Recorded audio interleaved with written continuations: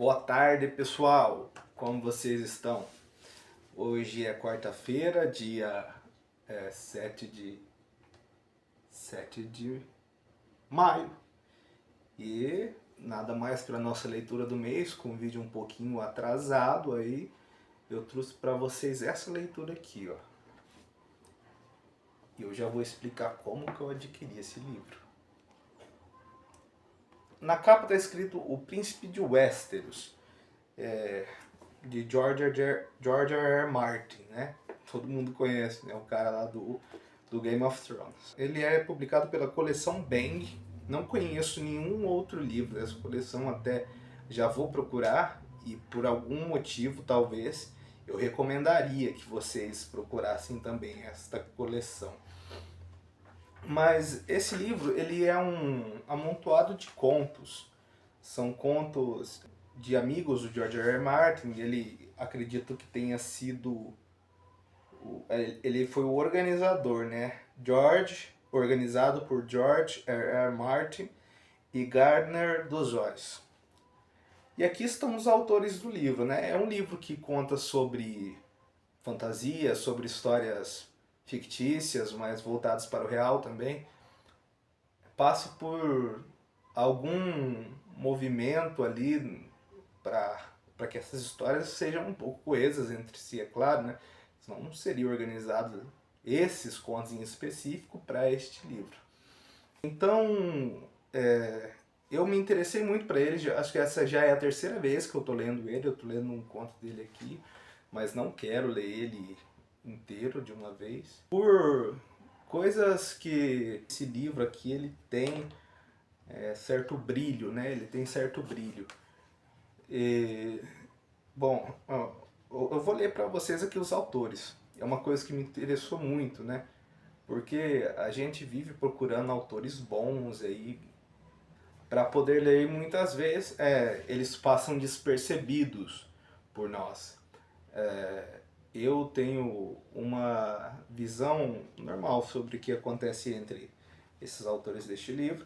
E eu vou ler aqui para vocês quais são os autores, talvez vocês se interessem por algum. Tem até um aqui que ele tem um nome bem conhecido.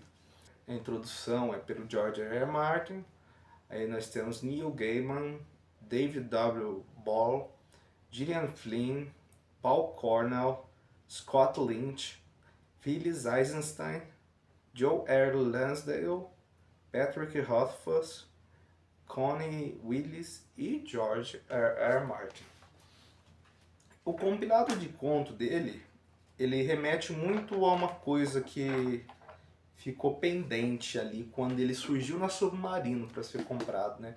Naquela onda lá que muitas pessoas compravam livros na Submarino, a gente não tinha a Amazon ainda e as coisas eram compradas por lá. Assim, E por que deve se interessar por este livro? Bom, os seus contos são muito bons de se ler. Você entra em contato com novos autores, coisa que muita gente quer, né? Um contato ali com a escrita da pessoa. Faz-se uma prévia mediação ali do que você pode, por exemplo, escolher um desses autores e procurar a sua bibliografia, né, escolhendo um livro, e aí você vai se interessando. E como todo livro bom, a gente acaba, né, se entremunhando na história. Você se interessa muito, fica empolgado, o livro demonstra as diversas facetas que a literatura pode ter, e por aí vai. Eu vou ler para vocês aqui contra a capa para vocês verem. Ó. Um livro fascinante que reúne os melhores contos de grandes nomes da literatura fantástica. Inclui uma nova história de A Guerra dos Tronos, de George R. R. Martin. É uma história bem curtinha, bem interessante. Ela parece uma crônica. Está aqui, se você é fã de literatura fantástica, irá se deliciar com essa antologia de contos organizada por George R. R. Martin e Gardner Dozois.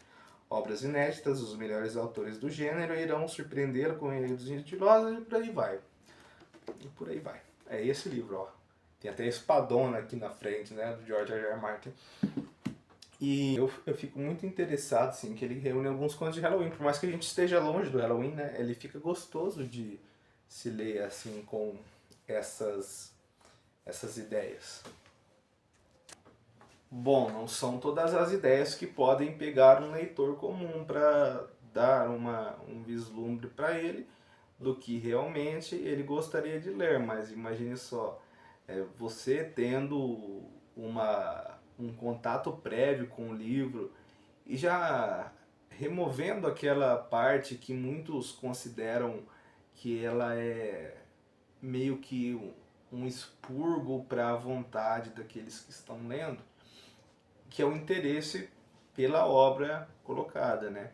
Para quem já leu George R. R. Martin, como eu fui no impulso. Quando me apareceu a propaganda do livro, eu já falei, não, eu quero esse livro, eu quero continuar lendo George R. R. Martin, conhecer mais sobre o seu universo e ter esse livro na minha estante. Logo que eu comprei, eu vi que não era isso, né? Mas o caso ali de você se interessar por contos é muito convidativo nesse tipo de obra. Até porque os nossos interesses, se são colocados em uma vontade de se ler, muito mais fácil. Você pode encontrar fóruns, lugares para conversar.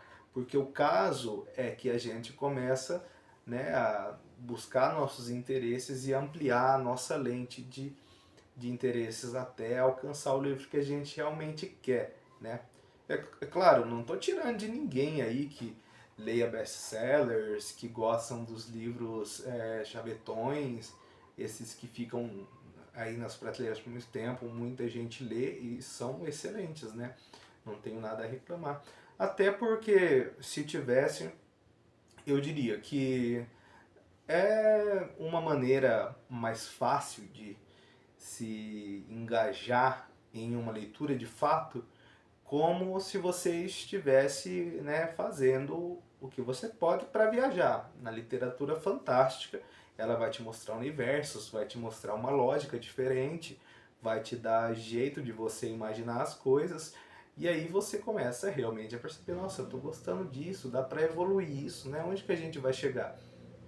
Contanto que você seja um bom leitor e esteja engajado realmente em uma boa leitura, é uma recomendação ótima esse livro. Agora, vocês podem até entrar nos comentários aí e dizer que existem vários outros que eu não conheço, que eu ainda estou muito desatualizado, mas depende do tipo de leitura, né? Tem umas que você leva fluida com bastante tempo, outras já não leva tanto assim. E eu acho que, nossa, é super importante a gente estar bem engajado numa leitura, sabe?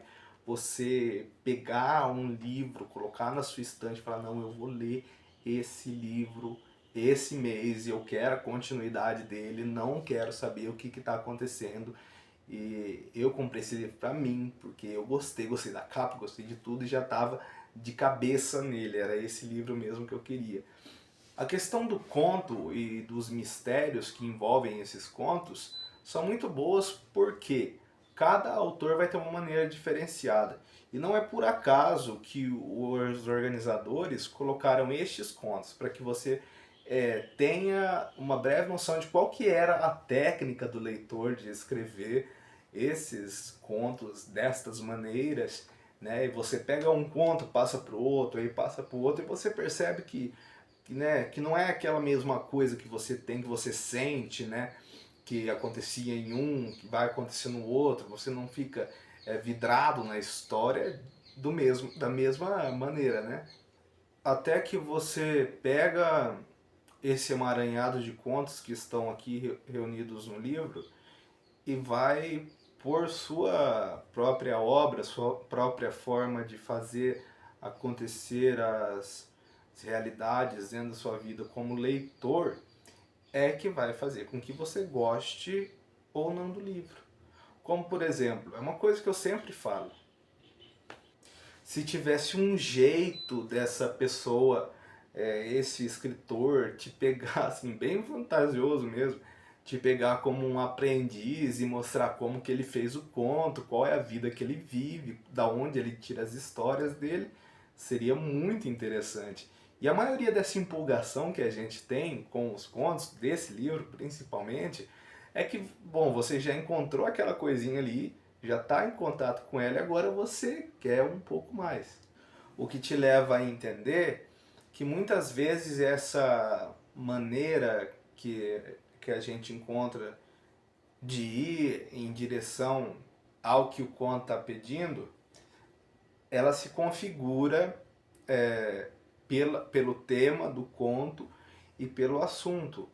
Coisas que são um pouco disparatadas, né? Vendo a maneira como isso vai se mostrando no decorrer. Mas imaginando, é legal imaginar bem como se você fosse um aprendiz do escritor do conto, né? Tem um conto muito especial que eu gostaria de ler para vocês aqui, que é onde eu estou agora. Eu vou ler um pedacinho dele para vocês.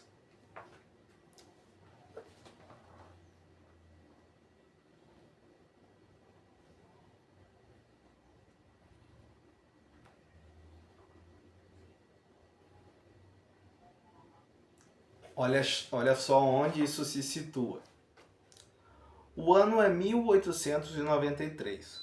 O magnata das lojas de departamentos Patrick Carterhook muda-se para a esplêndida mansão da Era Dourada, no centro da cidade, com sua adorável esposa, Margaret, e seus dois filhos, Robert e Chester. Robert era um garoto problemático, muito dedicado a fazer bullying nos colegas de escola e machucar os animais de estimação dos vizinhos.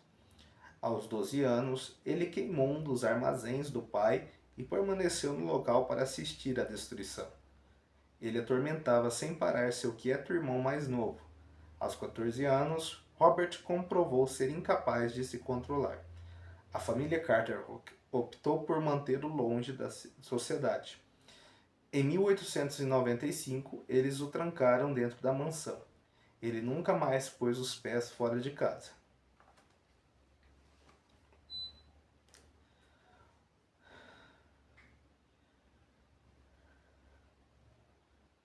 Robert ficou cada vez mais violento em sua dourada e sombria prisão. Sujava os pertences da família com os próprios excrementos e vômito. A babá foi mandada para o hospital com ferimentos inexplicáveis. Ela nunca mais voltou. A cozinheira também fugiu em uma manhã de inverno.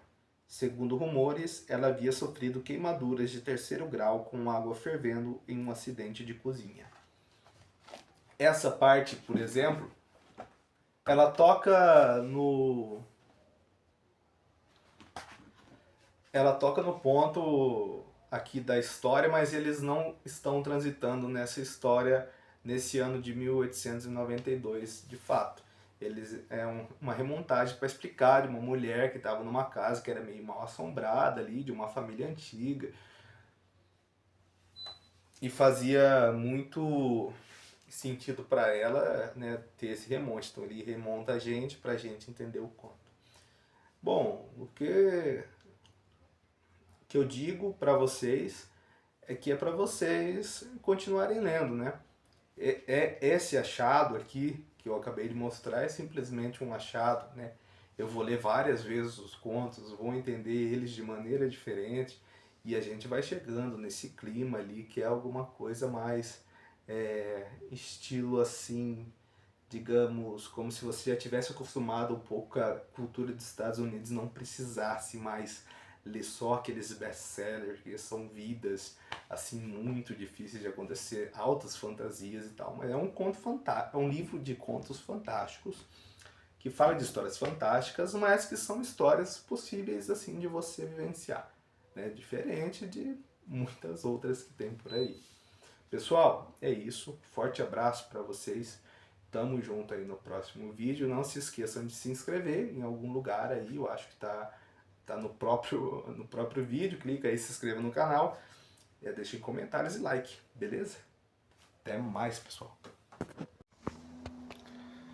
Fervendo uma água aqui para fazer um cafezinho gostoso. Rapaz, aquele livro lá, esse livro, ele é bom demais, sabe? Eu pegou, igual eu falei, peguei lá em 2000 e 2014, sei lá. E era meio, é meio baratão assim, sabe? E a gente adolescente gosta muito dessas coisas.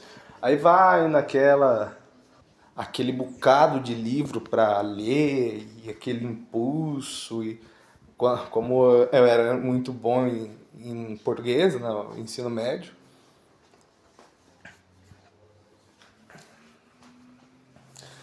eu lia todos os livros que a professora mandava e ainda comprava alguns. Foi aí que eu comprei, né?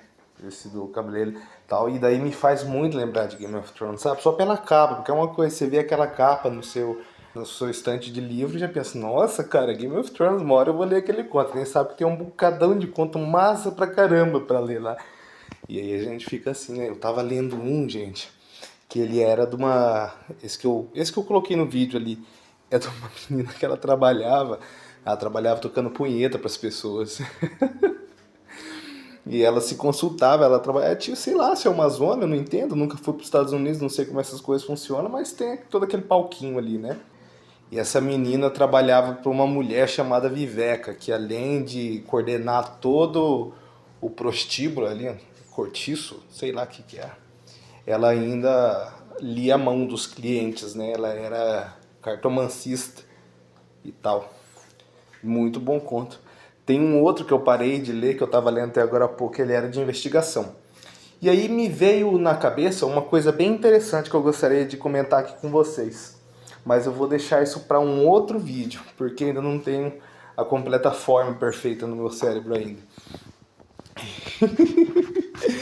E, gente, é muito bacana, é muito legal. Eu recomendo que vocês leiam esse livro, sério. Não se esqueçam. O Príncipe de Westeros. É um livro pela editora Bang. Eu só tenho esse livro da editora Bang, mas eu recomendo. Vai lá e lê. Lê, gente, lê.